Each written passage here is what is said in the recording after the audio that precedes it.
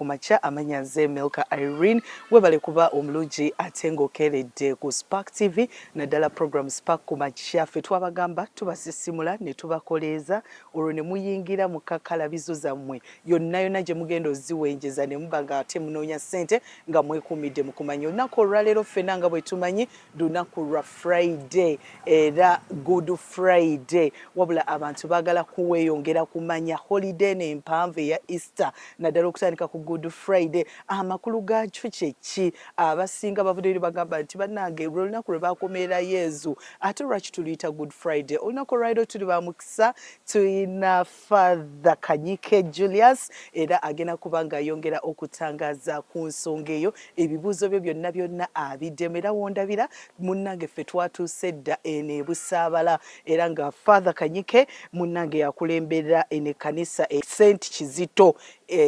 Kibiri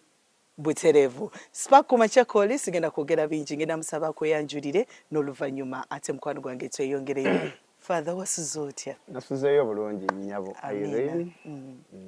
Buza ku mulabi wa Spark TV. Abalabi ba Spark TV nze Father Kanyike Julius ow'Emmamba nsanyusa okubeerako nammwe amakya ga leero era neebaza Omukama Katonda atuwadde omukisa guno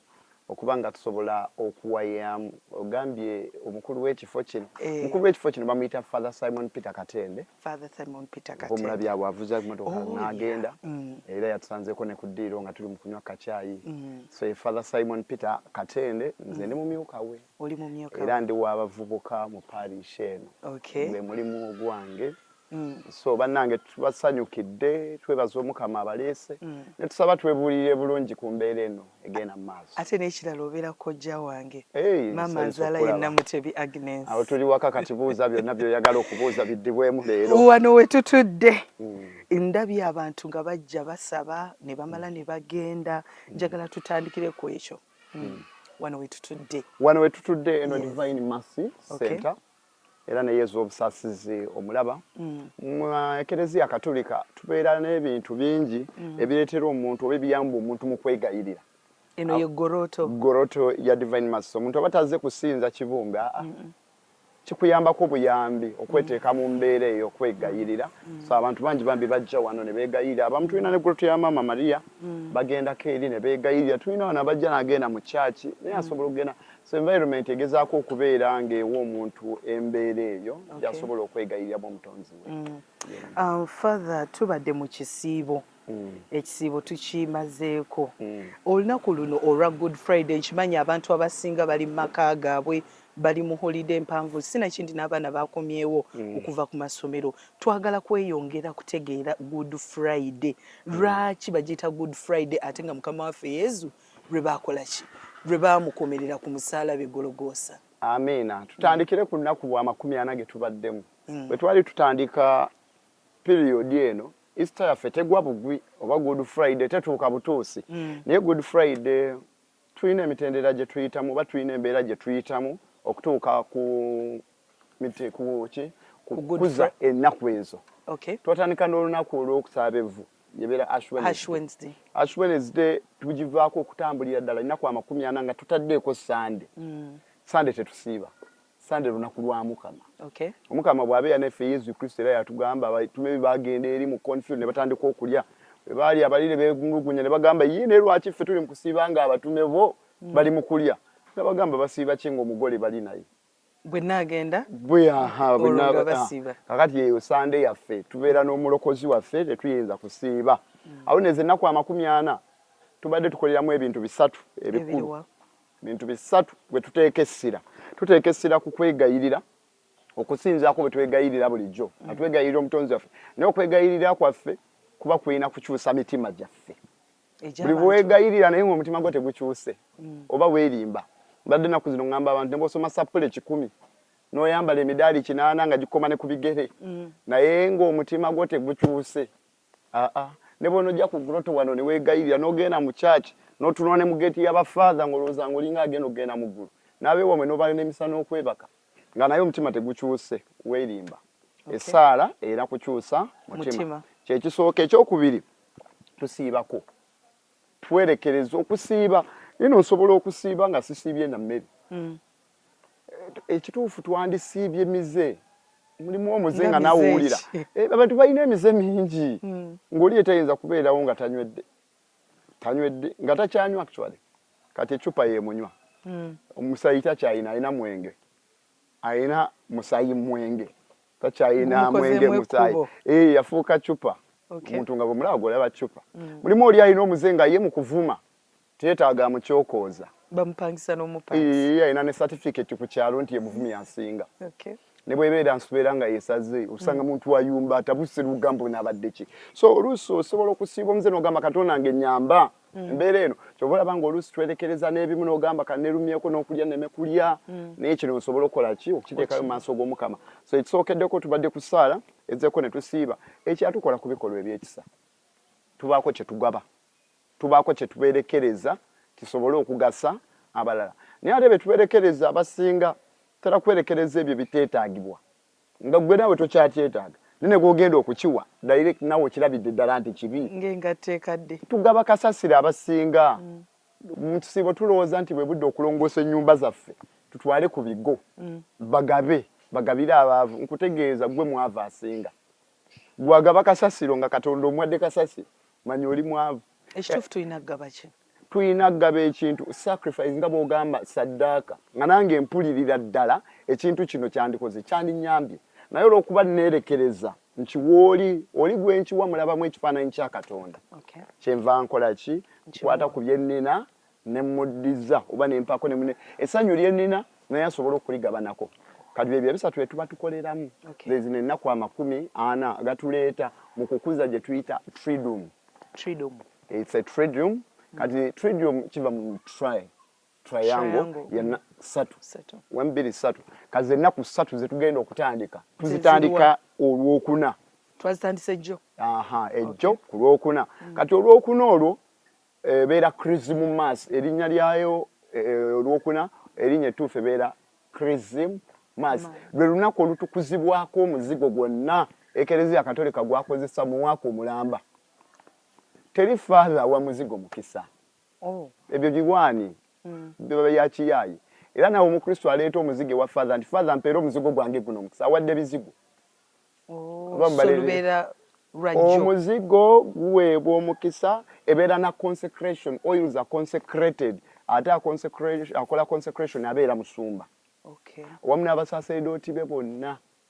era ku lunaku olwo olwokuna abasaseredooti bonna baddamu okuwaayo obweyamo bwabwe eri omusumba waabwe tunaakolagana naawe tunaakuwulira nga bwe twalazanya luli ne kati bwe tugenda okukola so lwero olunaku luba lunaku lw'abasaseredooti olwokuna era lwabeedde ddala lunaku lw'abafaatha era atajjukidde kwagaliza faatha lunaku lwabwe lulungi nkusaba okijjukire bafaatha baagaliza olunaku olulungi oba osobola baweereza n'akookulya bakalye ne kasoda bakanywa ak'abakulu ejo olwokuna so olwokuna luliko chrism omuzigo gutukuzibwa luba lunaku lw'abasaseredooti lwaki lunaku lw'abasaseredooti abakatuliki tulina amasakalamentu 7 ku masakalamentu ago 7 amasakalamentu 2 omukama yesu yagakola ku lunaku olwokuna olutukuvu gye tuyita holy thursday last supper masakalamentu ki kweyo holy thursday yesu kwe yakwatira omugaati neyeebaza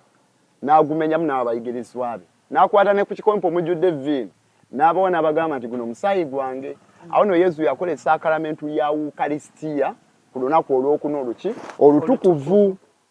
katufunye esaakalamentu esooka esaakalamentu eryokubiri awali wukalisitiya wabeerawo omusaaseredooti teri muntu alina buyinza butukuza mugaati bufuuke omubiri teri alina buyinza butukuza vviini efuuke omusaayi wabula omusaaseredooti awo no n'esaakalamentu ly'oluddiini we lijjiramu esaakalamentu lya oluddiini saakalamentu lya buweereza oba ofuuse muweereza so ge amasakalamentu 2 naye abantu bebasinga okumanya ku holy thursday yanaaza ebigere era abasinga ejjo twadde twesunga kutunaaza bigere era kirungi nnyo ke kabonero ak'obuweereza oba obusasedooti alina kubeera buweereza atakkira ddala ku ttaka era kristo yakka wansi n'anaaza ebigere by'abatume be eyo holy thursday tugiveeko ndowooza tugende ku good friday olunaku olwaleero good friday why is it a good day lwaki lunaku lulungi lwe lunaku lwe tukulizaako ekyamagero ekyokulokolwa kwaffe ekyokulokoka kwaffe Kristo afa lwaffe ye ate alina kibi yakkiriza afe olw'okubeera ffe aboonoonyi ne lufuuka olunaku olungi kubanga akola ki yatufiirira yawaayo bulamu bwe n'atufiirira ffe abaalina ekibi ye ate alina kibi teyakaŋŋaatira muyeweramu ddala gwe guba mukwano gwa nnamaddala omuntu awaayo obulamu bwe olw'okubeera ggwe aba ataddemu nnyo Good Friday tukolerako biki abasinga tumanyi tutambuza ekkubo ly'omusaalaba ekyo kituufu tutambuza ekkubo ly'omusaalaba nesi bwe tukoma ate n'ekisinga obukulu ebeera service eddako ng'ekkubo ly'omusaalaba liwedde bwe tumala okutambuza ekkubo ly'omusaalaba ffenna tugenda ku ekereziya bwe tugenda ku ekereziya omanyi ne mbuno obudde zino ennaku esatu okuva olwokuna olwokutaano ne vigil lwetuukira mulimu ebintu bibiri amasakalamentu 2 agaweebwa ku 7 amalala gonna tegaweebwa tetusobola kugatta bagole tetusobola kukola Eucharistia tetukola kuki oldiini ery'abasaseredooti confirmation taweebwa amasakalamentu agabiri agakolebwa oba agaweebwa mu buno obudde obw'ennaku ez'esatu kuliko penitensia omuntu yenna omukristo akubirizibwa okugenda okwejjusa n'ogenda n'onoonya father n'ofukamirako n'okola ki newejjusa omugenzi Dr. Cyprian Kizito Archbishop waffe yatusaseredooti ffe yatugamba ekibi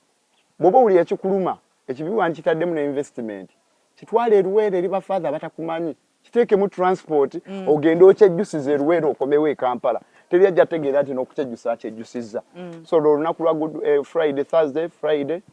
tuba tulina okwejjusa then esakramenti eryokubiri mubamu okusiigibwa kw'abalwadde omulwadde yenna asobola okusiigibwa asiigibwa atya omuzigo asiigibwa omuzigo n'asomerwako essala tusiiga mu kyenyi ne tusiiga ne mu bibatu era tumusiiga omuzigo gw'abalwadde so olunaku lwa Friday olwaleero kakati ye Friday ebyo bwe tumala otambuza omusalaba tudda ku kyaki twekereziya netwejjusa abagala okwejjusa abalwadde ne tubasiiga omuzigo kati bwe tumala tuyingira mu ekereziya munda tuba tugenda ku ssaawa ey'omwenda ku ssaawa 9 tuba tugenda kutandika saavisi yaffe ezoregulo tugenda tandika saavisi eyo bafather bajja ne tweyera mu maaso g'olutaali n'ekereziya olutaali eba terikuwadde ekitambaala bino ebibumbi byonna twabibisse bisedda tewali kirabika bwe tuyingira mu kasirise kale ne tubaamu n'amasomo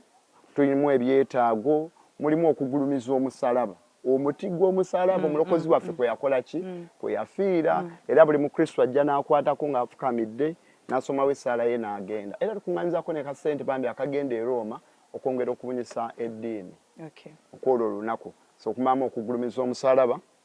mbaamu amasomo evanjiri empanvu era abakristo ne bagisoma ng'abantu 8-10 ne bajja ne father ne basoma Good Friday ndowooza era yandibadde generally bwetyo bwe tugenda ogitambuza ebeerako ne penitential service oba service eyo ebeeramu n'abantu nga bazze beenenyeza ne bayingira wali ne tusoma amasomo vanjiri ne tusinza ate tumaliriza era ne tufuna n'omukama ku lwokuna bwe luba tumaliriza ekitambiro kale tukitandika n'akabonero k'omusalaba naye ekyewuunyisa tetumaliriza n'akabonero k'omusalaba tetufuna mukisa ku lwokuna tetufuna mukisa father tagaba mukisa ku lwokuna tetugaba mukisa emisa etandise ku lwokuna akawungeezi eggwa ku Sande ku Easter Sunday ku vigil Christ lweddamu n'omufuna omukisa nga mugenda kati kitegeeza nti ne bw'aba mu Kristo bambi ng'afudde mu budde buno ezinaku 3 tetumuziika na kitambiro kya misa bamuwa buwi service n'agenda tumusomera amasomo tugamba mukama akutwale bulungi teri kitambiro kya misa so mwezi ennaku kati Good Friday naye era bwe tubeera kati ku Saturday awo tukola ki kati Saturday kubeera kwebuulirira kasirise obulokozi ali mu ntaana afudde oyo abadde omwagalwa ennyo weefumiitiriza afudde kati gwalina okwebuulirira wejjuse kola biki n'okutimba ekereziya lwe tuddamu ne tutandika okutimba tulongoosa kuba katwetegekera ekiro olw'omukaaga tuba twetegekera kiro mu kiro ekyo Kristo aba agenda kuzuukira era wano mu kuzuukira tutandikira ku kyoto wabweru ku kyoto tulina emikolo gyawo ekyoto ne tukiwa omukisa tulinawo kando Easter kando tuyita Easter kando Easter kando neweebwa omukisa tugiteekako n'ebiwundu bya Yesu kuliko essaala ezigenderako bwe tumaliriza ne tutandika procession nga tugenda mu church Father n'alangirira ekitangaala kya Kristo mulundi ogusooka atandikira ku kyoto n'agenda wali ku wankaaki w'ekereziya watandikira ku luggi era nawo n'alangirira ekitangaala kya Kristo n'agenda eri ku olutali wennyini maaso n'alangirira ekitangaala kya Kristo kati ekereziya ezisinga oba mu nteekateeka empya bw'amala okulangirira ekitangaala kya Kristo omulundi ogwokusatu amataala g'eno yonna gagendako kubanga ekitangaala kikomyewo kituufu kati ate lwaki tusigala mu nzikiza ng'ekitangaala kikomyewo kale abamu bakyalimu eri embeera eyaluli nti agabeera tegaliiko paka nga tutandise okuyimba Gloria bwe tuba tugenda okuva mu kitabo ekiragaano ekikadde amasomo jjukira gabeera mangi naye oli lwaddembe okulonda mulimu ag'etteeka so kale bwe tumaliriza amasomo ag'omu kiragaano ekikadde tuba tugenda soma ag'omu kiragaano ekipya awo ne tutandika Gloria bwe tuyimba Gloria amataala gonna gagendako olutali n'etimbibwa essanyu ne lidda alina egumu okuba aleese ebidde okuba era ebidde byawabweru byonna biba birina okuba twabeeranga mu ssomero ng'abaana bajja ne zifooko oli n'atandika okuba fooko bwetyo tubeera embeera Easter kati awo Easter Sunday kati Easter Sunday jjukira tuba twatandise vigil ekiro Easter Sunday tuba tugikuzanga Sunday naye ey'ekitiibwa jjukira waliwo abatazze mu kiro mu vigil kati bazze bambi ku Sunday ku makya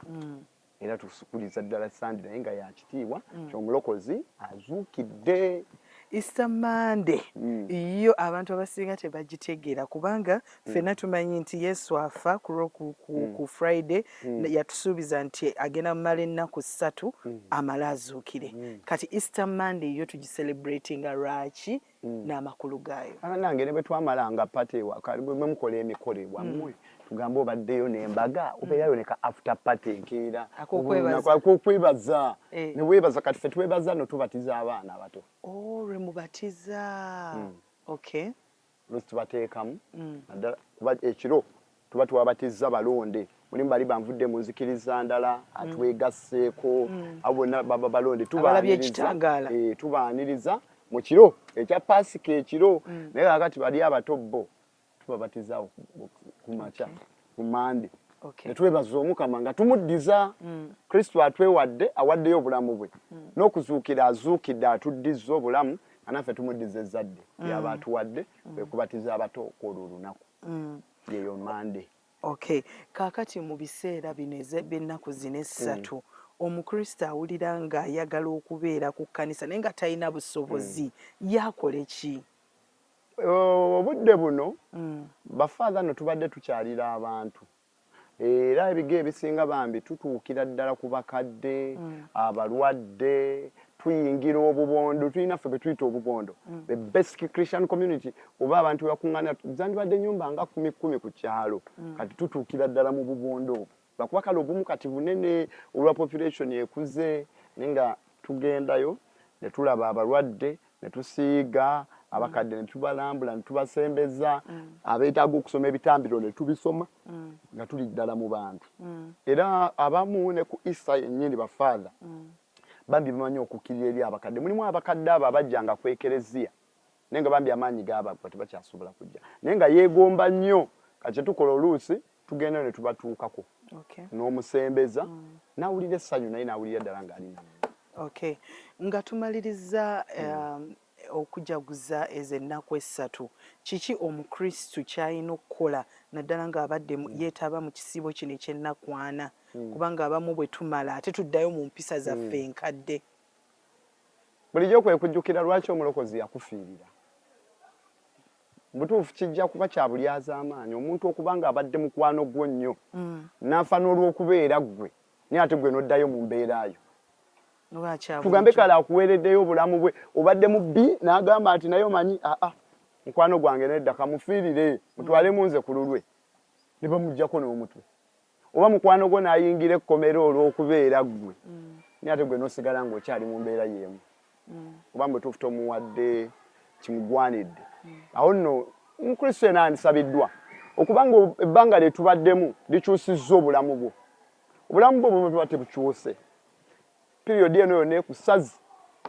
ana gosibi wona ga kusazi ofusigde ddala losi ate abamu bagenda okuvayo nga bafuuse sitaani nnyo n'okusinga bwe bagendayo kurashi ngumu agenze mu asibye naye akumyewo mubi nnyo ate bananga abantu abeegayirira ennyo oluusi abamu baba babi nnyo Kristo okujja kwe yajja tufune obulamu ate tufune obulamu obwannamaddala omukristo yena andibadde muntu bwe yeeyagalira mu Kristo bwe essala teyinza kulemesa kweyagala tulina kusula mu kyaki tulina kusiiba ku kyaki Kristo okubanga azuukidde mu ggwe bali balina okulaba ne bategeera nti ddala omukama ali mu ye Kristo amulimu ate akola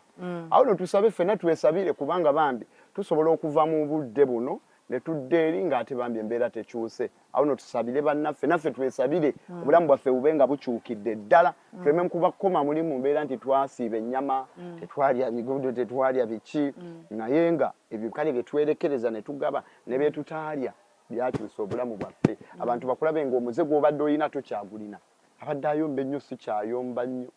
abadde akukuta sikyakukuta agambe eddala bannange ennaku 40 nga zaamukolako ne sikulaba ng'okyabeera nnyo ku guloto naye nga bwe mudde eri kukyaliwa kumanya gwe muyombi gwageya oli mukuusa so twesabire ffenna bannange omukama azuukire mu bulamu bwaffe amaka gaffe agabunye n'ekitangaala ky'okuzuukira kwe ebizibu ebibadde mu maka gaffe bannange omukama abitwale gye misalaba gye tweteeka ku Good Friday nti nange nnina musalaba gwange Kristo yatugamba buli yagala okungoberera yeveemu yekka yeetikka omusalaba gwe kati Good Friday abasinga ojja balaba nga tugenda situla emisalaba ogenda kugiraba wano tutandika kati bwe tusitula emisalaba egyo byebizibu byaffe banange ebizibu tulina bingi ennaku tulina nnyingi enyiike Father Kanyike awo ngenda okubuuliza nga musitula omusalaba guno olunaku olwaleero mugenda kusimbula ssaawa mmeka mugenda yita mu makubo ki omuntu akoze atya okubeegattako naye ajjukire Yesu Kristo bwe yeetikka omusalaba ng'agenda ku Calvary kati wano ekibiri buli kisomesa kirina omwaka gwe gitegekerako buli kisomesa tulina ebisomesa kati mulundi guno ekisomesa kino we tuli ye parish ate wali ekisomesa St. Kizito mu katawuni oba olabye awali akatali we mubadde wansi akapya kati we tugenda okutandikira eyo wansi akatale akapya saidiza waliwo omukristo waffe tujja ddukwata oluguudo lwo ng'abagenda ku ebusaabala waliwo ekipande ekinene awo kiriko essomero SARS ojja kulaba ekikubo ekyambuka era we tugenda okwambukira tutambule tujja kuviiramu eno ku gardens zaffe tuli mu kuzimba gardens ez'omulembe nerabidde obbagamba nti parish eno tukuze emyaka 25 omwaka ogujja emyaka 25 ka tuli mu kuzimba parish z'ekijjugiso so tujja kuviirayo eyo wansi tujje tuyite wano ku ddwaliro lyaffe ate tutuuke kwekerezia tusimbula ssaawa 6 tutandika ssaawa 6 ez'emisana tujje tumalire wano ku ssaawa 8 twejjuse ku ssaawa ey'omwenda tutandike service yaffe nga tutambuza omusalaba guno biki omukristo byayina okukola kubanga abamu tutambula butambuzi abalala tuvugira ku mamotoka kwegamba njagala omuntu ategeere amakulu g'okutambuza omusalaba guno banange kyandibadde kirungi okuba nga tusembeddeeko ne mu maaso abamu baagala nnyo nga bali eri omu bamyogeno omulaba ali kasimu abalala bali mu kunyumya mboozi tuli mu kibooziboozi kano kabeera kaseera banange kakwebulirira ku kyamagero ekigenda okubaawo omuntu ono agenda kufa ne bwe kubamu ttooki ng'olina mukwano gwo gw'oyagala ennyo omusitudde oyise n'ambyulensi emisinde bumututte mu ddwaliro oba oyagala buli omu abaguli oba namusaala wandibadde mu mbeera ki mutuufu embeera gye wandibaddemu yandibadde yasaala saasira womwetooloola bwe bakugamba girobeerako ebweru toyagala nakubeera bweru oyagala okomewo bukomi bikusobera ne kakati Kristo agenda kufa omulaba n'abamukutte bali ne bukuba mutooki omwana we bamukutte mukwano gwo kali bamukutte osanze abamuyayi bamukutte bamanya bayayi kiki wandikoze wandimudduseeko nobeera ebyobeera awo kumpi nogezaako okwegayirira nogezaako okutoba aliisobereko ki n'omulokozi agenda okufa nabwe ebibadde bikuzitoweredde byonna afe nabyo mukuzuukira asobole okuzuukira naawe ofune obulamu obujjuvu ate obulamu obulungi waliwo essaala gye tusaba nga tutambuza omusalaba? Essaala nyingi nnyo ku buli we tuyimirira tulina essaala ze tusomerawo tulina bye tusoma naye ng'era byonna bituyamba kwebulirira ku kufa kwa Kristo kwe yafaamu nti wano yagwa ekiga ekibereberye, wano yagwa ekiga ekyokubiri, wano atwalibwe wa Piraato, wano akubwe, bigamba zonna bibaamu naye byonna bibeera biva mu Bayibuli bitujjukiza mbeera eyaliwo nga Kristo afa. So tekuba kulaba movie wabula kuba kufiiringa tulina kukibeeramu ekyamagero ffe sennyini ffe abalina okukibeeramu. Bw'oba tokiriimu era toyinza kufiiringa ki naye bw'oba okibeereddemu ddala naawe n'okyenyigiramu akasana kano ne kakwokyako oluusi nsaba n'enkuba n'etonnya n'etuyiikirako n'olyoka olaba abatiitiizi ate kakati ggwe oli ali mu kufa ne ggwe otya n'enkuba odduka nti wanyumye biki oli mu mukolo gwa munno oli agenda kufaafa era nawe kiraba nawe toyinza kuddukawo bw'abanga muntu wo ddala ng'embeera embi emutuuseeko omuntu omusanze akabenje kamukubye naye nga muntu wo enkuba ne bweba ya muzira aga Katonda ojja kusigala awali emmotoka ogezeeko mutaasa omuliro ne bwe guba gwagala gyokya ng'olaba gutandiikiriza otobaatobako wakiri okoleki osikeyo kubanga muntu wo. Katonda si muntu waffe kyokka naye ono bwe bulamu bwaffe. Kristo bulamu bwaffe ddala amaanyi gaffe we gava essuubi lyaffe we liva ebirungi byonna bye twagala we biva alemereddwa olina kuddukira eri oyo Kristo. Waliwo empeera mu kutambuza omusalaba? Waliwo empeera tufuna empeera bannange kuliko n'indulgensiya mu kutambuza omusalaba nti waliwo lwe tugenda ne twejjusa ebibi byaffe naye mu kwejjusa ebibi ebyo bambi osigaza ebbala manyi kibanga okwoza olugoye naye nga lubaddemu amasando osobola oddooza ne lutukula naye nga ebbala likola ki lisigadde naye kati bambi bwetutambuze ku buli omusalaba tufunamu indulgensiya tufuna empeera eyo n'ebbala ne liviirako ddala ne tusobola okutambulira ddala mu kitangaala ky'Omukama. Ndowooza omulungi ali ku Spark TV mukwano gwange otegedde amakulu ga Good Friday amakanisa oba amasinzizo ag'enjawulo gagenda kutandika okutambuza omusalaba mu time eziri different naye owulidde wano ku St. Kizito Kibiri Busaabala Road bo bagenda tandika ku katale kafe akapya awo sawa 6 era tukusaba omulungi ali ku Spark TV ogende Uganda ne munno ndowooza empeera ogiwulidde. Father nga tetunnamaliriza kyolekera omulabi wa Spark TV naddala abavubuka abatategeera nsonga za ddiini zino oba abasuulayo gwa Nagama abaga ebyo bajjajjaffe be babikola. Yes, kyomulekera omuvubuka ali mu mbeera eyo? Ananga abavubuka atakkiriza nti Omukama gy'ali obaako ekikyamu waliwo embeera gy'obeeramu naye naawe nga weebuuza ngivaamu ntiseewo ntya naye ate ogenda okulaba ng'ogiyiseemu tabeera magiki tegabeera maanyi go tebeera connection yo abamu bagamba bannange mbadde lake laka tebeerawo awatali mukisa. Luck comes with a blessing. God has blessed. Omukama yatuwa omukisa embeera eyo ne tugiyitamu awo nno nsaba omuvubuka ku luno genda omanyi bwe twenyigera mu bino ebyamagero Omukama ayongera okutweyoleka. Omukama tagenda kumala gakusanga buli wamu kale mu kibaala tajja kusanga ekyo kituufu. Omukama asanga oyo eyeeteese n'omukisa batugamba gusanga oyo akoze ki eyeeteeseteese n'Omukama bw'oba weetegese okumufuna bwe nzija nga ekindeese wano kusoma ssaala ddala nga agisomera ddala Yesu yatugamba ng'ekisibo kitandika muyuze emitima gyammwe so si byambalo byammwe n'atuyigiriza ne bwe tuwegayirira bw'oba ogenda okwegayira wegayirire ne mu kisenge kyo tosoma nga bali Abafalisaayo bwe basoma abakuusa babeera ku nguudo nga baleekaana buli omu asobola okubalaba nga bwe beegayirira bwe bw'obanga weegayirira wegayirire ne mu kisenge kyo waleme kubaawo akulaba naye Omukama ye alaba mu nkiso akola ki akulaba. Omukama bannange gy'ali ate akyakola tannakoma akyayongera okulaba akolera abo bannange batamumanyi ate olwo abamumanyi basabira bonna bannange abavubuka abali eyo twongere okwewa Omukama twongere okweteeka mu mbeera ey'okwegayirira kale ne bw'oba toli mwegayirizi noonya kubeegayirira alise n'eme n'afuumuuka onooyigira eyo tubulako mu congregation londa yakalungi ate tovumirira nnyo mulimu ababeera mu kuvumirira n'ogenda mu ddiini n'ogivumirira n'okyuka n'ogenda eri n'ogenda oli mu kuvumirira buvumirizi ebintu by'omukama si bya force si bya kukaka eby'omukama bya kyeyagalire ate omukama tatwesibaako olwedde yatugamba si mmwe mwannonda nze nabalonda kati bw'obanga si gwe wamulonda era ajja kukunoonya ne bw'otayagala ajja kukujjayo Pawulo yali akulembera abanoonya abakristo okubatulugunya yamaliriza yasinga okuwandiika ebitabo mu kitabo ekitukuvu jjajja Ibrahimu yali muntu washipa yali asinzamu muntu washipa kati ye jjajja w'abakristo bonna twogera ku Musa oba Moses oyo Moses was a murderer yatta mu Egypt n'adduka naye yenno yanunula abantu mu buddu awo nno mulimu omuntu amanyi nti nze ndi mwonoonyi nnyo n'omukama yanvaamu najjirira abo aboonoonyi sajjirira abo abeetenda obutuukirivu kano ke kadde n'omwonoonyi okudda eri omukama